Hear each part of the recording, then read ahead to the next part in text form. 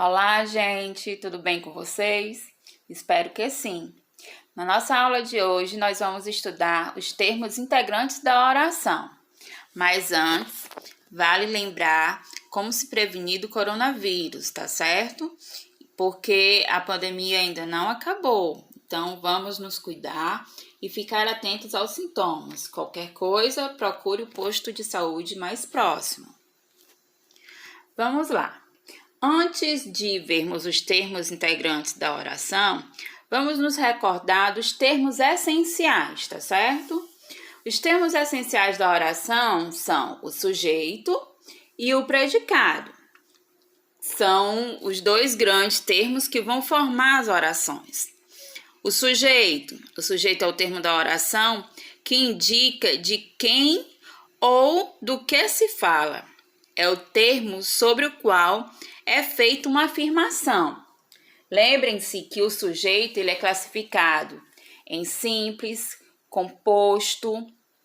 Simples quando só possui um sujeito, composto possui dois ou mais sujeitos. O sujeito oculto é quando ele não está escrito na oração, mas pelo verbo nós conseguimos identificá-lo.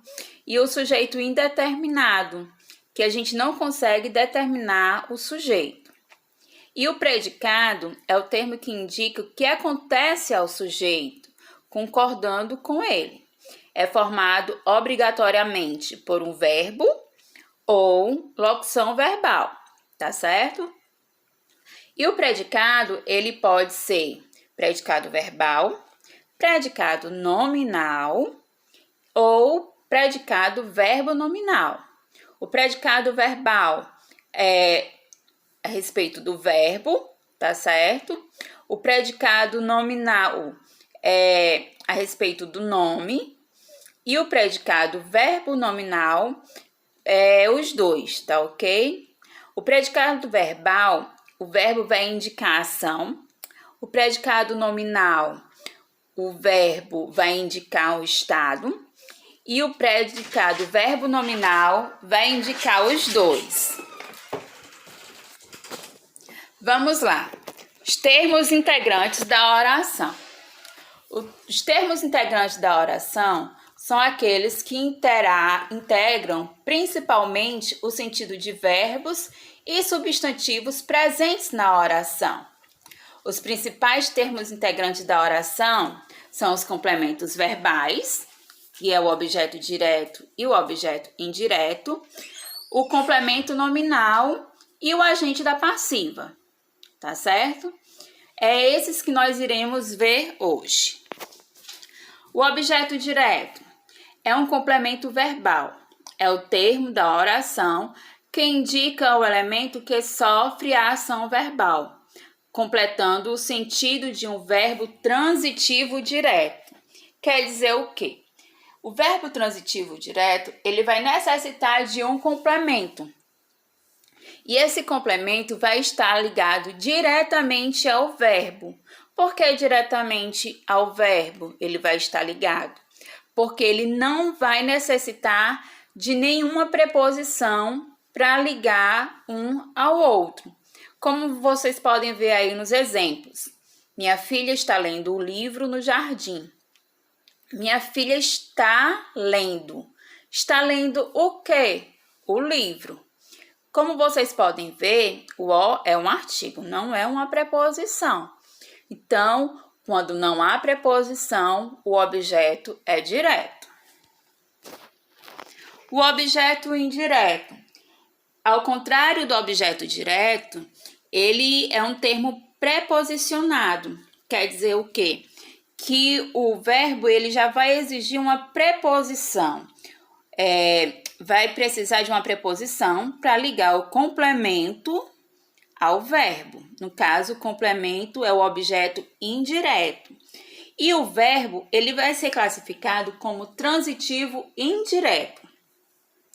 Vamos no segundo exemplo. Neste momento, eu preciso de sua ajuda.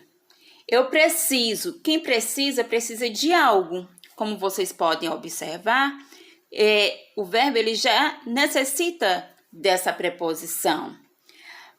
Você vai fugir de mim? Vai fugir. Quem foge, foge de algo ou de alguma coisa. Então, também necessita de uma preposição. Lembrem-se que as preposições, elas podem ser as essenciais, as acidentais, elas podem ser de outras formas também, tá certo? Eu indico que vocês pesquisem um pouco mais para se aprofundar sobre as preposições, tá ok? O complemento nominal.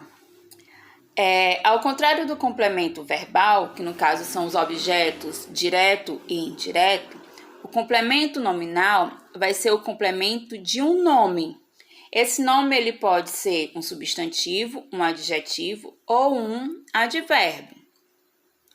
Como vocês podem ver aí nos exemplos. Minha vizinha está cheia. Está cheia de quê? Cheia de dores. Então, esse de dores é o complemento de cheia. Ainda não estou pronta. Pronta para o quê? Para o teste. Como vocês podem ver, é outro complemento. Minha avó tem muita devoção por Deus.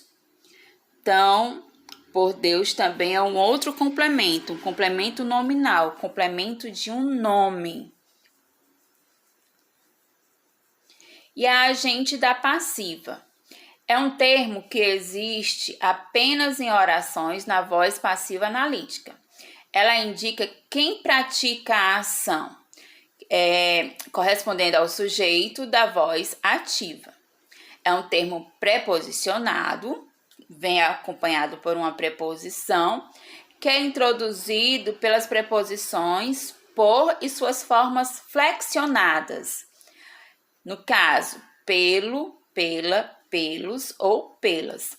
Então, sempre vai vir uma dessas preposições no início da agente da passiva. Os exemplos. A apresentação foi realizada pela professora de filosofia. Quem praticou a ação foi a professora. Todo o trabalho foi feito por mim. E o paciente foi acompanhado pela enfermeira. Então, a agente da passiva,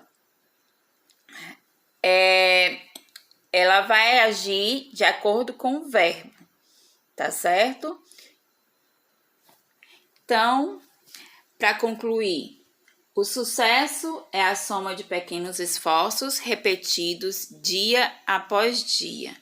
Então, de pouquinho em pouquinho, a gente chega lá, a gente consegue atingir os nossos objetivos, tá certo? Então, é isso. Qualquer dúvida pode me procurar, que eu estarei à disposição. Tá bom, gente? Até a próxima aula!